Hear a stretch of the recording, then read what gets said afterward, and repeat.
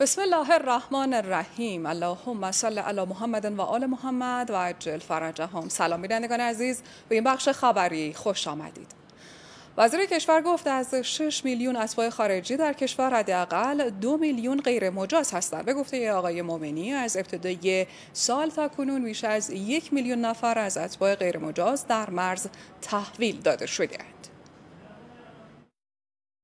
با سازمان بین المللی مهاجرت در واقع با تمام مشخصات صورت جلسه شد و تحویل شد و این در واقع مهاجرین برگردانده شدن به کشور خودشون. البته سازوکارهای لازم پیش بینی شد، اثر انگشت، عنبیه از طریق چشم و بیومتریک که دوباره اومدن بلافاصله شناسایی بشن. این یه بخش هست که البته این رو هم بگم باز برآوردنشون میده حدود 50% دوباره برمیگردن. خب برای این کار انسداد مرز در اولویت قرار گرفت. انسداد شامل دیوار هست و انسداد اپتیکی، انسداد در واقع راداری و در واقع بقیه بخشایی که برای انسداد کامل و اشراف مرز پیش بینی شده. دیوارهای مرزی شروع شدن. برخی از کشورها این تجربه رو داشتن، از جمله همسایگان ما.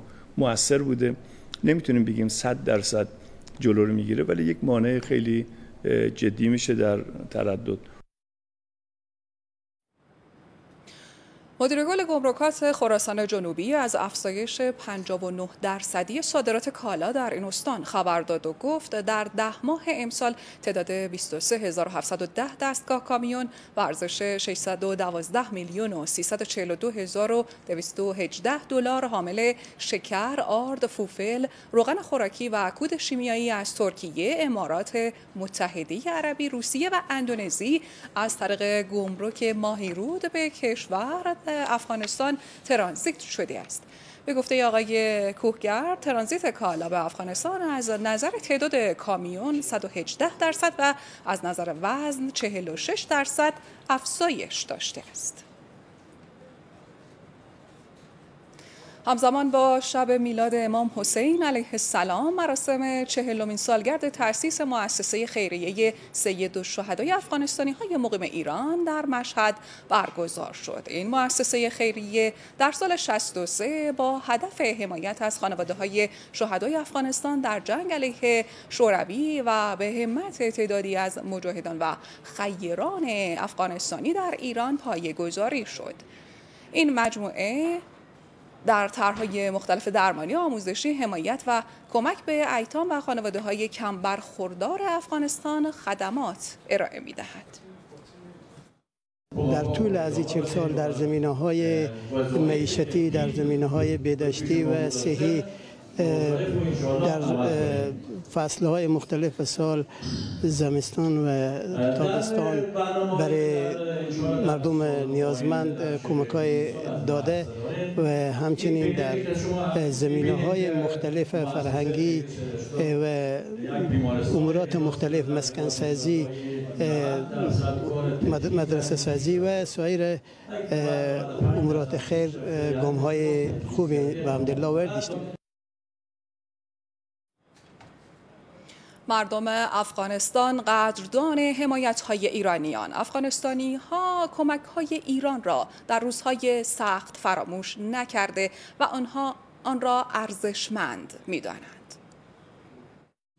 خانم زرمینه از راه می‌رسد و در جمع زنانی که در شهر جلال آباد مرکز ولایت ننگرهار افغانستان برای دریافت کمک‌های مؤمنانه خیر ایرانی تدارک دیده شده است می‌نشیند. بسیار قابل قدر است کمک‌های شما. از خانم زرمینه از داستان زندگیش میپرسم. 30 سال ما تو زندگی آرامی را ندیدیم. فهمیدی؟ چشم خود ما معیوب شد، انفجار ماینه نزدش. کجا؟ دم قریم. روستاتون؟ در یک طرف بانوان و در سوی دیگری مردها نشستند. این کمک‌های مؤمنانه به خانواده‌های ایتام و آسیب دیدگان از جنگ‌ها در افغانستان توزیع می‌شود. موسم یکی از مردانی است که برای یک مؤسسه مینروبی کار می‌کرده و از ناحیه چشم و دست بر اثر انفجار مین مجروح شده است. چشم دستم شده می‌بینی؟ در فرهنگ مردم افغانستان همسایه احترام و جایگاه ویژه‌ای دارد. این مردم در جلال آباد، دورترین نقطه افغانستان از مرزهای شرقی کشورمان میگویند احسان مردم ایران را فراموش نخواهند کرد. تشکر میکنم از مردم ایران که توجهشان به این بیچاره و مسکینا بوده، بازم خانهشان آباد، بازم تشکر از اینا. توجهشان میخوایم که بازم افغانا و ایرانیا کلش مسلمان هستند. یک کیسه آرد و روغن دست کم نیاز یک ماه این خانواده های نیازمند را تأمین می کند. بتونیم امروز حدود 1000 بسته معیشتی رو خدمت مردم حالا بگیم مظلوم، مردم شریفی که تو منطقه هستن و از نظر اقتصادی هم بسیار متاسفانه در سطح نازلی هستن قرار بدیم. مردم افغانستان پس از دهه‌ها جنگ روزگار سختی را سپری می کنند. رئیس اداره شهدا و معلولان ولایت ننگرهار میگوید انتظار توقع غرامت از آمریکا برای جنایاتش بیفایده است. دادگاه باشه باید ترامپ و بایدن و کلیگاه باید مجازات بشه. نزدیک به 4 دهه جنگ و اشغال همه مردم افغانستان را تقریبا درگیر کرده است. هنوز به دهه‌ها زمان لازم است تا آثار جنگ و جنایت اشغالگران فراموش شود. بهنام یزدانی، خبرگزاری صدا و سیما، شهر جلال آباد، مرکز استان ننگرهار، افغانستان. تجلیل از دانش آموزان برتر مهاجر افغانستانی در شهرستان قرچک. در این مراسم از 89 دانش آموز برتر مسابقات قرآن کریم در بخش دختران و پسران قدردانی شد. رتبه اول رشته روحانی یک جزء دختر خانم‌ها. تجلیل از دانش آموزان برتر مسابقات قرآن کریم در شهرستان قرچک استان تهران. اهداف این مسابقات ترویج فرهنگ قرآنی در لایه‌های مختلف جامعه است.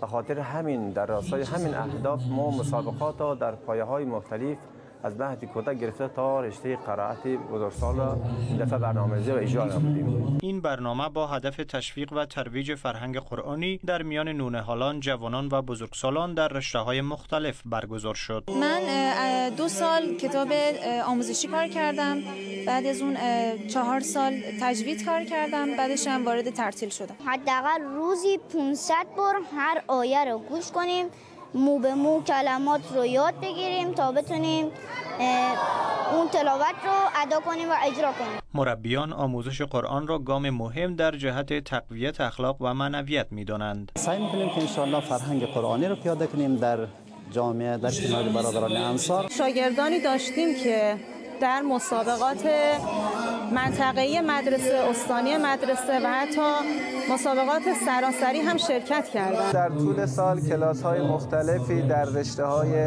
روحانی، روانخوانی، ترتیل، قرائت و حفظ قرآن کریم برگزار میشه. در 28مین دوره این مسابقات قرآن کریم 186 نفر شرکت کردند و از میان آنها 89 برگزیده در بخش‌های مختلف انتخاب شدند. عبدالوحید احدی، خبرگزاری صدا و سیما. خیلی متشکرم و خدا نگهدار.